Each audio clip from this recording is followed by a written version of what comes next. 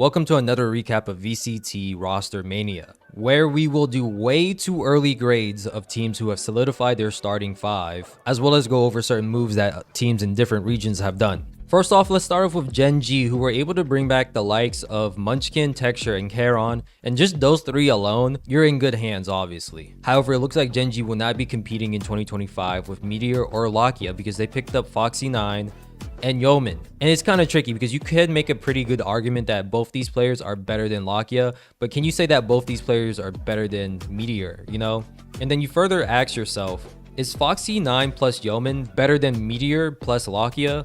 Especially with the addition of Yeoman. I first heard about Yeoman during his time with Rare Atom in China, where they were looking like one of the better Ascension teams, and many thought they were going to be the ones to qualify, but they lost to DRG. He was considered their IGL, so he wasn't really expected to be a fragger, and his stats definitely reflect that as well. But you can tell his impact on Rare Atom, because after he left that team, they became JD Gaming, and they weren't doing so hot. Because while Dragon Ranger Gaming did pretty okay in China, JD Gaming was considered one of the worst teams in 2024. So when it comes to being an IGL, you know Yeoman is good. However, Gen G has Munchkin already. So I would imagine that he wouldn't be IGLing, at least I would hope so. And then you have Foxy9, who's, once again, you can make an argument is better than Lakia. That would be an upgrade.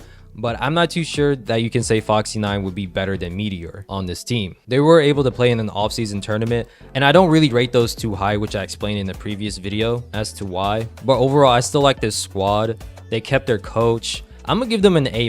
I can still see them qualify for international tournaments, and if you told me next year that Gen G won an international tournament, I wouldn't really be surprised. They still have Munchkin, Texture, and Charon as their core, and Foxy9 is nothing to sleep on. Picking up Yeoman will be an interesting just to see how he does, since he will most likely not be IGLing anymore. You're most likely seeing him in that Lakia position where he's supposed to just be supporting his teammates with utility and giving them assists. But who knows, maybe now that he will no longer be IGLing, he may also provide some firepower. Regardless, because I still expect big things from them next season.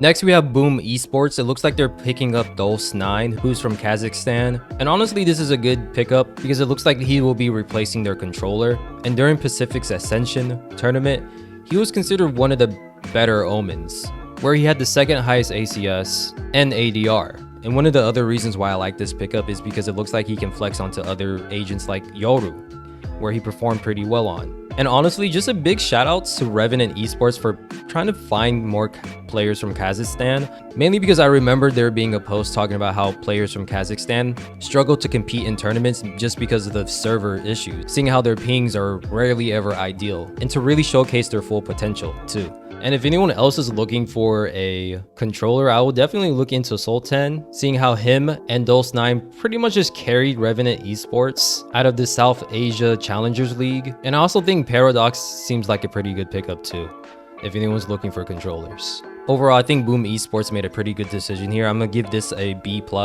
just because they did improve. I'm not entirely sure if I see them as title contenders as a whole. Maybe they can prove me wrong, but I just can't give them an A because of that. But B for improving is more than fair in my opinion. Next, we have BBL Esports, who accidentally leaked their new team on Faceit. And honestly, each of these individuals look very talented. And I know most people will probably recognize Yampy for his Team Liquid days. But I remember this individual when I was like, I just accidentally found his VLR page way back in like, I think May or March. Mainly because I was looking to see what happened to QE1 and he was his teammates, and this guy's stats were like crazy back then. So it's good to see that BBL is doing some scouting and they're going more like an international route where they still brought in some Turkish players, as well as other people from different regions of the world, just because of how good they were in tier 2, and one for Yampy. And they look pretty good too. They didn't drop a single map in EMEA's LCQ of Red Bull's home grounds. Overall, I can see this team improving, so I'm gonna give them a B for that. Can I see them being title contenders? It's possible. I mean, when you have Turkish players, anything is possible, right? But I just have to see it to believe it, especially when it comes to this team cohesion, which is why I'm not willing to say A, but it's fair to say that they did improve. And in the past, I did mention that Patty Tech will be joining Team Liquid, at least according to rumors, as well as these two individuals joining him. And there is a strong possibility that Runner will be joining Giant X. He was competing with their mixed team in one of Riot Games off-season tournaments, where EMEA teams that have both a VCT and a GC team kind of like mixed their rosters together and competed against one another. And I low-key wish I knew more about this tournament. I did not know this was going on at all. I would have definitely like watched some of these games, because it is interesting to see like mixed tier 1 talent with GC players. And yeah, and a lot of the times you would see the GC players at the bottom of the scoreboard, but you would find like diamond in the roughs where some of these individuals were keeping up with the tier 1 talent from VCT. If you guys know if there's going to be more like mixed roster tournaments, let me know down below. I really want to check them out. I can't believe I let this one pass me by. But yeah, to get back on topic, it looks like Tamazi will also be joining Giant X per rumors from trusted individuals. First off, in the Americas, it looks like Ye and Sim will most likely be joining Evil Geniuses based on reports, and Ye teasing his fan base with this tweet. And of course, if they're bringing in these two individuals, that means someone has to go, and it looks like that person will be Apoth. Next, we have reports of MIBR picking up Aspas and potentially letting him build his own team.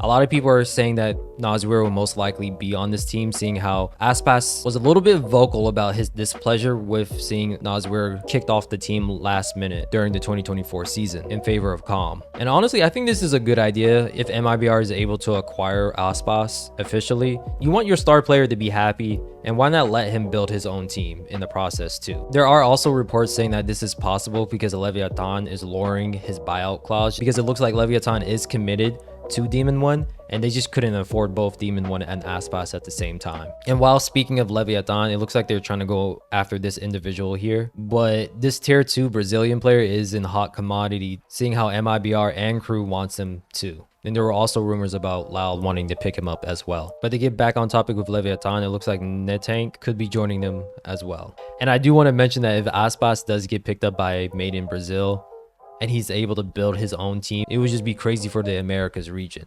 There will definitely be talented individuals who won't make it to the international stage in 2024. Mainly because if a bottom feeder team in 2024 can just get a major upgrade like this, it will definitely shake up these standings for next year. Because obviously you have Sentinels, 100 Thieves, Crew who always makes it to champs, Leviathan who are fully invested in Demon 1, and then Cloud9 who are also getting better. It's just gonna look like another stack competition for these individuals. And also can't forget Loud, who still have somewhat of that pedigree despite losing both Sadak and Les. It will be interesting to see how they do. And trying to predict the Americas region for next year is going to be nearly impossible. And lastly, I do want to mention that it looks like DDZine and Vinny are signing with Loud.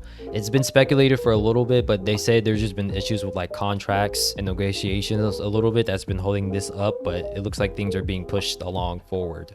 In China, we see Dragon Ranger Gaming is picking up Spirit. So far, it looks like this man has been flexing on multiple different roles and agents, mainly as Initiator with Sova, Controller with Clove, and Duelist as a Jet. It also looks like Yu, yes Yu, is joining the organization that won China's Ascension Tournament in 2024. JD Gaming picked up Sword9, who's looking to fill in that Initiator role for them. And lastly, All Gamers picked up 2 new players. And from the looks of it, it looks like they're both playing more of a supportive role for the team. That's all I have for this week. Let me know down below if I miss anyone. And if you want to keep up to date, I made a playlist of all the roster moves that I've been covering that you can check out. Don't forget to like and subscribe if you want to keep seeing more of these weekly Rostermania recaps. But till then, stay safe, be a KDA warrior, and I'll see you later.